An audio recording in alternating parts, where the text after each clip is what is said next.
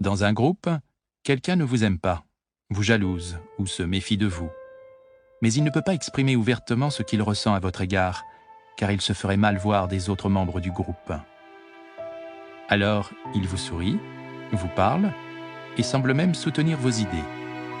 Parfois, vous sentez qu'il y a quelque chose qui ne tourne pas rond, mais les signaux sont subtils et vous les oubliez à chaque fois que vous concentrez votre attention sur ce que cette personne vous donne à voir.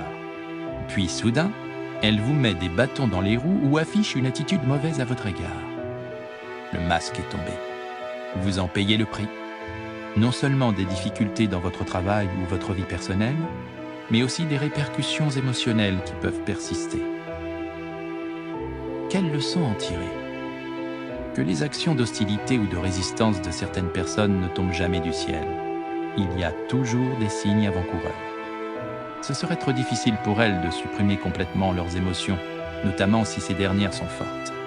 Notre problème, c'est que nous ne prêtons pas attention à ces signes, et surtout, que l'idée même d'un conflit ou d'un désaccord nous répugne. Nous préférons ne pas y penser et supposer que la personne est de notre côté ou du moins neutre à notre égard. Le pire, c'est que le plus souvent, nous sentons bien qu'il y a quelque chose qui cloche avec cette personne, mais nous préférons ignorer notre ressenti.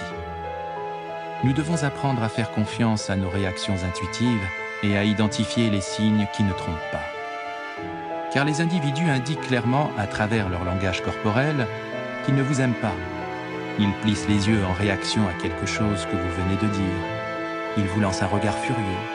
Ils pincent les lèvres au point qu'elles en disparaissent. Leur cou est raide.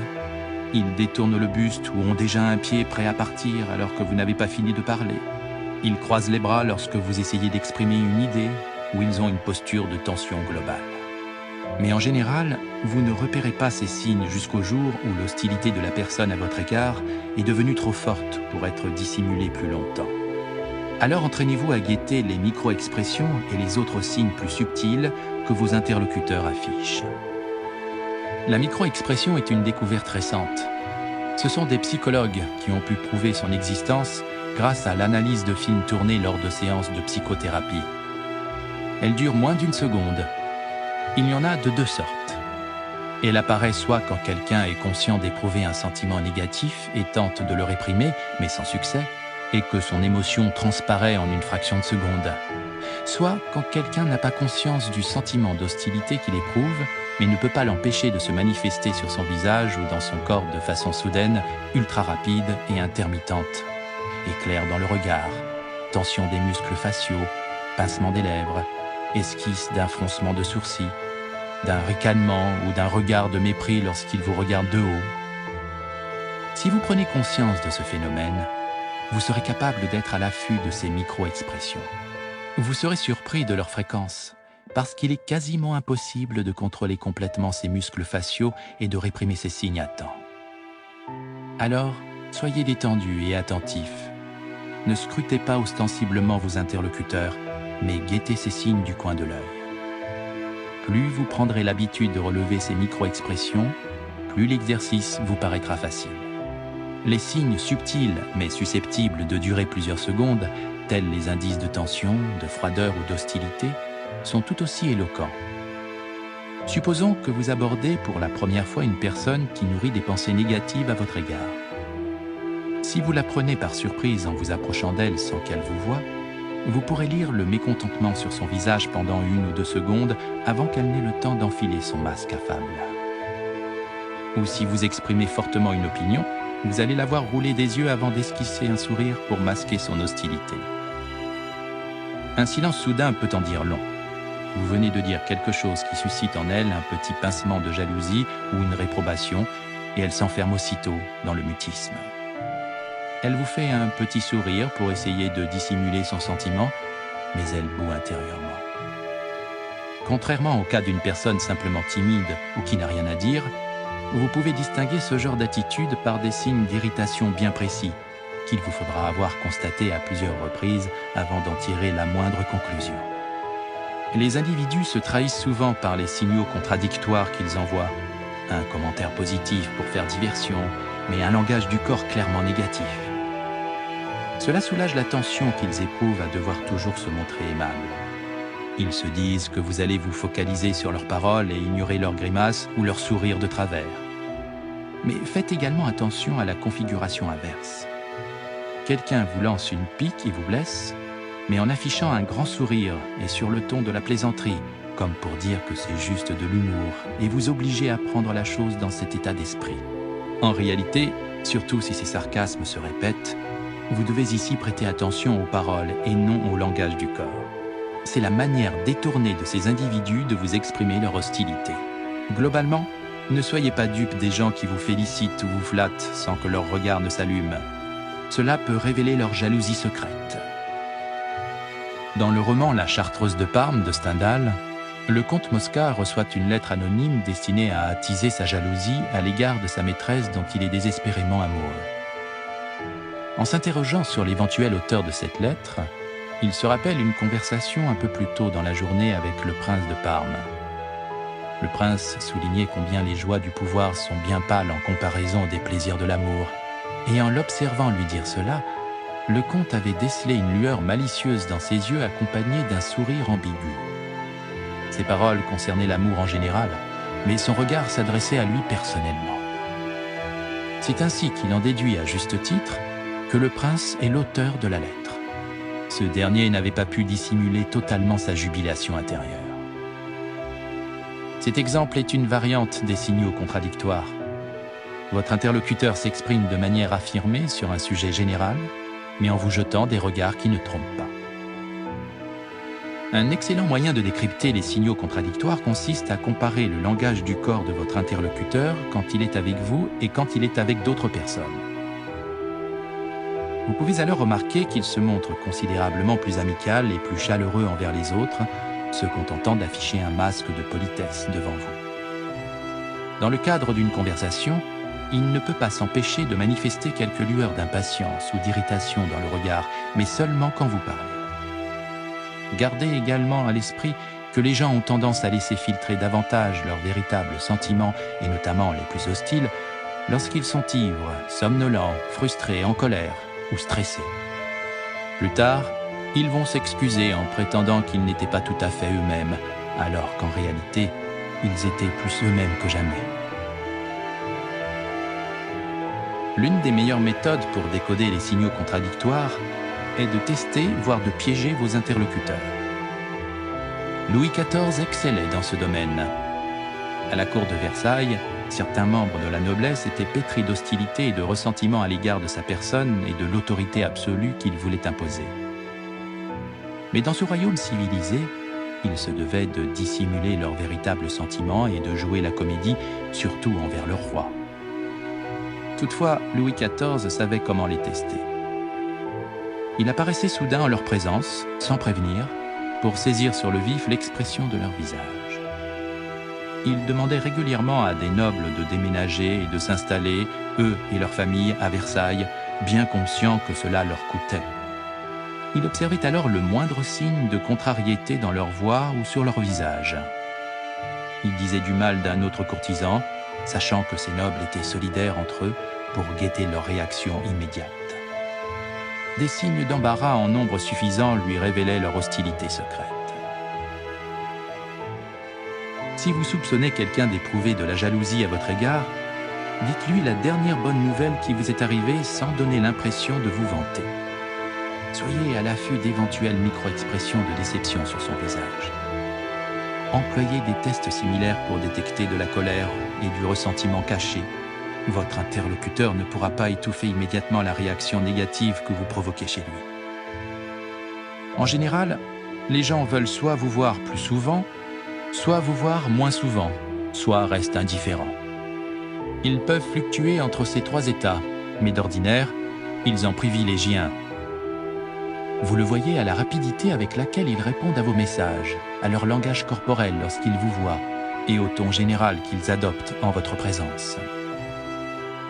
Savoir détecter le plus tôt possible une hostilité ou des sentiments négatifs potentiels présente un avantage de taille. Cela augmente vos options stratégiques et votre marge de manœuvre. Vous pouvez tendre des pièges à vos interlocuteurs en stimulant délibérément leur hostilité et en les incitant à manifester des comportements agressifs qui les gêneront à la longue. ou en multipliant les efforts pour neutraliser leur hostilité et finir par les gagner à votre cause grâce à une offensive de charme. Ou simplement en instaurant de la distance, en refusant de les embaucher, en les licenciant ou en déclinant tout contact avec eux. Ces différentes possibilités vous facilitent les choses en vous évitant des conflits et des actes de sabotage que vous n'auriez pas vu venir autrement. Concernant nos émotions positives, nous avons généralement moins besoin de les dissimuler aux autres, même si nous ne voulons pas toujours manifester des signes de joie ou d'attirance trop évidents, notamment au travail ou dans le jeu de la séduction. Les gens préfèrent souvent se montrer assez réservés en société. Par conséquent, être capable de détecter les signes qui révèlent que vos interlocuteurs tombent sous votre charme est un atout non négligeable. Selon des études sur les expressions faciales menées par des psychologues tels que Paul Ekman, EHS et d'autres, les gens qui ressentent des émotions positives à votre égard affichent des signes de détente importants dans leurs muscles faciaux, en particulier au niveau des rides du front et de la zone péribuccale. Leurs lèvres sont relâchées et toute la zone autour de leurs yeux s'élargit. Autant d'expressions involontaires de bien-être et d'ouverture. Si leurs sentiments sont plus intenses, lorsqu'ils tombent amoureux par exemple, le sang leur monte au visage, animant tous leurs traits. Cet état d'excitation se manifeste également par la dilatation des pupilles, une réponse automatique où les yeux laissent entrer davantage de lumière. C'est le signe indéniable que la personne est à l'aise et apprécie ce qu'elle voit. De plus, les sourcils se relèvent, ce qui renforce l'impression que les yeux sont plus grands. En général, nous ne prêtons pas attention à la dilatation des pupilles parce que les regards insistants et intenses ont une connotation ouvertement sexuelle. Nous devons nous entraîner à regarder rapidement les pupilles lorsque nous voyons notre interlocuteur ouvrir grand ses yeux. Dans le domaine des signaux d'attirance ou de répulsion, vous devez également apprendre à distinguer un sourire factice d'un sourire authentique. Lorsque nous cherchons à masquer nos sentiments négatifs, nous avons tendance à recourir au sourire fin parce que c'est la solution de facilité et que les gens ne remarquent pas les subtilités d'un sourire. Le sourire sincère étant moins répandu, vous devez savoir l'identifier. Il sollicite les muscles qui entourent les yeux, révélant souvent la présence de pas de doigts. Il tente aussi à relever les pommettes. Il n'y a pas de sourire authentique sans transformation des yeux et des pommettes. Certaines personnes essaient de l'imiter en esquissant un large sourire qui, effectivement, modifie partiellement le regard. Par conséquent, vous ne devez pas vous limiter aux signes physiques, mais considérer aussi le contexte. Le sourire authentique est une réponse soudaine, très spontanée, à une action ou une parole. Alors, face à un sourire à décrypter, demandez-vous, ce sourire est-il vraiment en rapport avec le contexte ou sans lien avec ce qui vient d'être dit ou fait? S'agit-il d'une situation où la personne tente d'impressionner ou poursuit des objectifs stratégiques? Avez-vous observé un délai entre l'acte ou la parole et le sourire, comme si le sourire était différé? Le signe le plus révélateur d'émotions positives est sans doute la voix. Nous avons plus de facilité à contrôler notre visage que notre voix. Il suffit de nous observer dans un miroir pour nous entraîner à donner le change. Mais à moins d'être des acteurs professionnels, nous possédons une voix unique, très difficile à moduler volontairement. Lorsque votre interlocuteur vous parle avec enthousiasme et engagement, le ton de sa voix monte. Même s'il est nerveux, le ton de sa voix restera chaleureux et naturel, contrairement à celui d'un vendeur. C'est presque une voix qui ronronne, ce que certains ont associé à un sourire vocal. Vous noterez également une absence de tension et d'hésitation. Au cours de la conversation, le ton reste badin, tandis que le débit s'accélère pour indiquer un renforcement de l'échange et du lien. Une voix animée et enjouée est plutôt contagieuse, dans le bon sens du terme. Nous le savons quand nous l'éprouvons, mais souvent nous ignorons ces signes et nous focalisons sur les paroles ou l'argumentaire de vente. Surveiller les signaux non-verbaux est donc indispensable pour influencer et séduire vos interlocuteurs. C'est le meilleur moyen d'évaluer si, et dans quelle mesure, ils tombent sous votre charme. Quand ils se sentent à l'aise en votre présence, ils se rapprochent de vous ou se penchent vers vous, sans croiser les bras, sans aucune tension. Si vous donnez un discours ou racontez une histoire, des hochements de tête fréquents en signe d'acquiescement, des regards attentifs fixés sur vous et des sourires authentiques montrent qu'ils adhèrent à ce que vous dites et perdent leur résistance. S'ils vous imitent inconsciemment, par un effet miroir, c'est de très bon augure. Ils ont les jambes croisées dans la même direction. Ils inclinent la tête du même côté. Ils vous sourient quand vous souriez. Au niveau d'harmonie le plus profond, comme l'a découvert Milton Erickson, même les rythmes respiratoires sont synchrones et peuvent déboucher sur un baiser parfaitement synchrone lui aussi. Vous pouvez vous entraîner non seulement à guetter ces changements qui traduisent votre influence sur votre interlocuteur, mais aussi à les induire en manifestant vous-même des signaux positifs. Vous commencez à vous rapprocher de lui ou à pencher la tête vers lui, un signe d'ouverture subtile. Vous hochez la tête et souriez quand il vous parle. Vous imitez sa fréquence respiratoire et son comportement. Et en faisant cela, vous guettez les signes de contagion émotionnelle chez lui et décidez d'aller plus loin uniquement si vous sentez que ces résistances lâchent peu à peu. Méfiez-vous des séducteurs invétérés qui recourent à toute la panoplie des signaux positifs pour imiter celui qui tombe amoureux et mieux vous contrôler par la suite. Gardez à l'esprit que très peu de gens expriment d'emblée, naturellement, autant d'émotions. Si l'effet que vous leur faites semble un peu trop précipité et artificiel, demandez-leur de ralentir et observez leur visage à la recherche de micro-expressions de frustration.